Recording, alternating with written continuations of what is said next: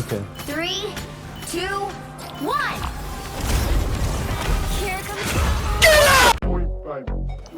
For movement, you're gonna want to use the grappling hook first, and then do a double jump straight after, and then glide. Probably the fastest method to getting across the map. Once people are grouped up together, you're gonna want to use the ankhs to, get that precision. It'll basically decimate anything that's in that field, and you're gonna want to do this basically whenever it's on the cooldown's finished for the ankhs, which is usually 11 seconds. Right here you can see following tanks is a very good decision. Tanks are usually fighting other tanks, which is good, especially when the enemy tanks are kind of separated, and then you can kind of just come back into the main fight and clean up everybody else afterwards, which you can see me doing here. First, taking out the healers. Never leave the healers alive. It's probably the biggest mistake you can make in this game so far.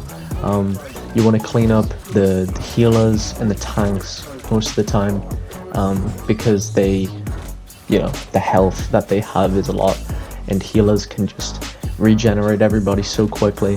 As you can see here, this is kind of like an uncoordinated thing, but this tank right here is staggering really hard, the Captain America, and you can see me going for the healer here, which is Rocket Raccoon in this scenario.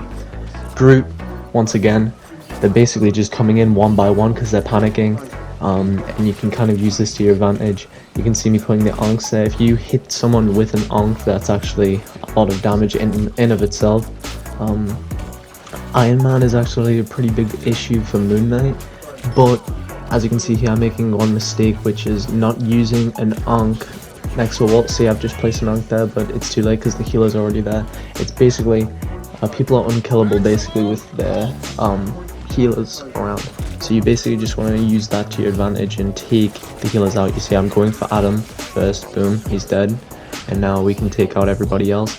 That right there is one of Rocket Raccoon's abilities. I'm pretty sure it heals people, so you're going to want to take that out first before doing anything. Because in this game, healing is OP. You can see I'm going for the Iron Man. I should be placing an ankh next to, yep, put an ankh down and then wipe him out. Iron Mans usually fly next to walls and stuff like that. This Groot actually panics, puts an ult down, which keeps us stuck, but it doesn't mean anything because his team wasn't even there.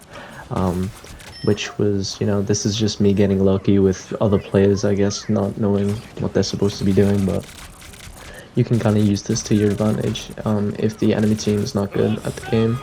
And just holding this site, you just want to keep it nice and normal. You don't want to take the piss. You just want to, you see I'm putting ankhs down, preparing for people to run through, which works out pretty well. And then when I ult it in a big area, you see I got 1 kill, I got other people half HP, and as you can see here, my team was able to clean up everybody because of that. So you basically just want to panic people. That's the best way you can play this game, is panic factor. And if you don't have healers on your team, you're practically lost. So if you're in a team and you don't want to be healer and you don't have healers on your team, then you are most likely going to lose the match. Because this game does not yet have role queue, and role queue is basically where you have the ability to pick what role you're going to be before the match, so you kind of can't be anything but that role.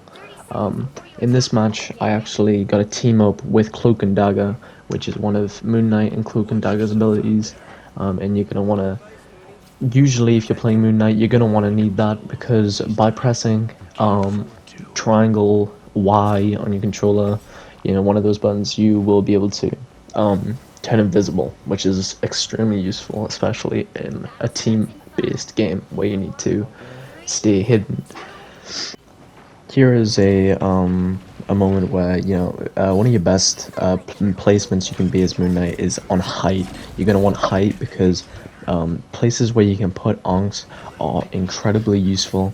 So as you can see, I've got a really good angle here on the entire enemy team, and I'm using this to my advantage. I'm going to put an ankh down, shoot the ankh, which should wipe out people. Another little known fact, if you shoot at I mean, if you've never played Moon Knight before, if you shoot at an enemy, the Ankh will bounce off of that enemy, and just like the Ankhs, it has the same radius as the Ankhs. It will bounce off of that player and then hit another enemy player.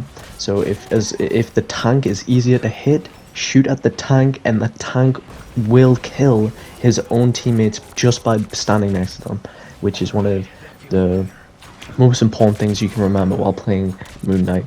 If one character is too hard to hit, say it's like Cloak and Dagger or somebody that's got a small hitbox, you're going to want to use that.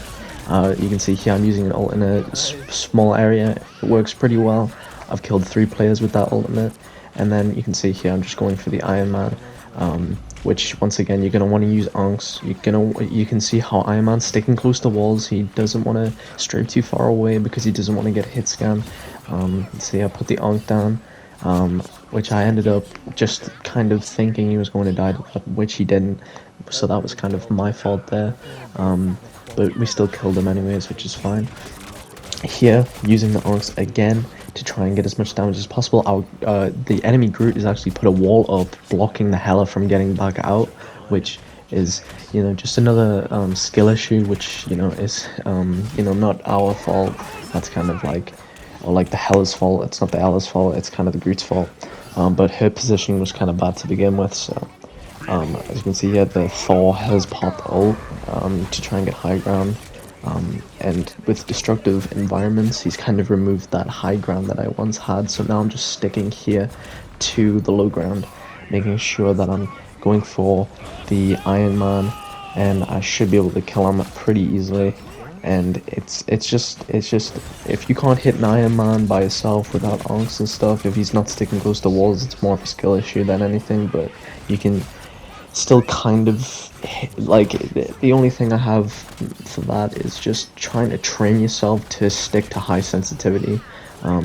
See, I'm just going for the Ankhs here, and boom, we won the match just like that. It's really simple. It's really simple stuff. Moon Knight is probably one of the most important characters to have on your team, and if you are learning to play Moon Knight, I recommend using all these tips and definitely putting more hours into him. Just with the character in general, you're really going to want to use Ankhs as much as possible. You can put 2 down at one time, but they have 11-second cooldown between themselves, and you're going to want to do that all the time. Every single time that cooldown is finished, you're going to want to put it somewhere, just over and over again. And make sure you're hitting people with the Ankh before you shoot at it, because it actually pulls people in, so you can do your ultimate, put the Ankh down, and it pulls people together, and you can win just like that. Just like that. You do your ultimate, throw the Ankh into the middle of the ultimate, which has the same kind of radius, and pulls people in towards the Ankh, and you can get a lot of kills with that method. Yeah, hopefully this helps. Have fun.